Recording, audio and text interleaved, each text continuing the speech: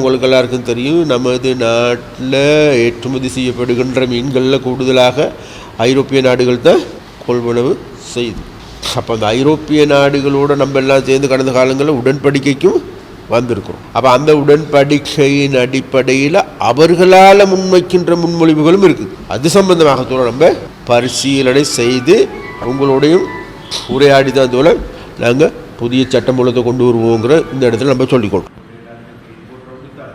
வடக்கு மாகாண கடற்றொழிலாளர் இணையத்துக்கும் கடற்றொழில் அமைச்சர் ராமலிங்கம் சந்திரசேகருக்கும் இடையிலான சந்திப்பு யாழ்ப்பாணத்தில் இன்று நடைபெற்றது.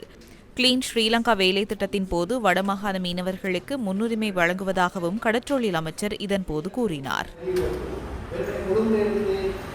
கடற்தொழிலாளர் பாதுகாக்கப்பட வேண்டும், கடற்தொழிலாளர் குடும்பங்கள் பாதுகாக்க வேண்டும், அவருடைய வாழ்க்கையும் உயர்த்த வேண்டும்.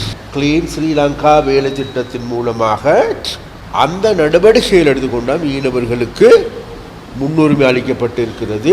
வடமாகாணம் முதலாவது இடத்துல இருக்கு. இந்த இந்திய மீனவர்களுடைய பிரச்சனை எடுத்துக்கொண்டால் என்கிட்ட நீங்கள் இல்லாமல் இது தடுக்க இயலாது. உங்களுடைய ஒத்துழைப்பு தேவை.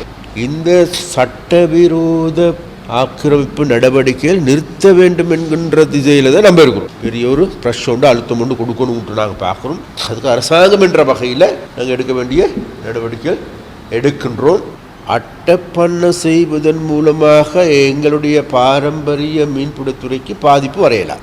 அதனால எல்லாமே புனரமைக்கின்ற வேலைகள் செய்கிறதுக்கு இருக்கிறோம்.